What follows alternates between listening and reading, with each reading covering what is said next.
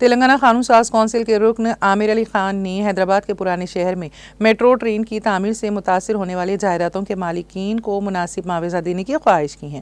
Council میں وقفے صفر کے دوران عامر علی خان نے اس مسئلے کو اٹھاتے ہوئے کہا کہ حیدرآباد کے پرانے شہر میں سال 2012 میں ہی میٹرو ٹرین منظور ہوئی تھی، تاہم مختلف وجوہات کے باعث یہ پروجیکٹ شروع نہیں ہو سکا۔ تاہم موجودہ حکومت پرانے شہر میں میٹرو ٹرین کی توسیع کر رہی ہے، جس کی وجہ سے 1100 سے زائد جائیدادیں متاثر ہو رہی ہیں۔ عامر علی خان نے حکومت بالخصوص چیف منسٹر ریونت ریڈی سے خواہش کی ہے کہ وہ متاثرین میں معقول معاوضہ ادا کریں۔ عامر علی خان گارو۔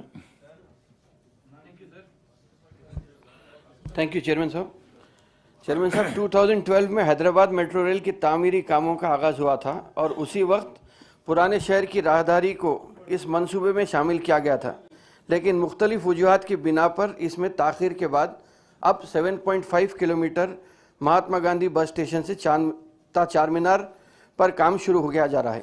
اس راستے پر تاریخی مذہبی عمارتیں ہیں صاحب، 1100 جائیدادیں متاثر ہو رہی ہیں، لیکن جو جائیدادیں حاصل کی جا رہی ہیں انہیں معقول معاوضہ نہیں دیا جا رہا ہے۔ یہ ایک کام شکایت ہے۔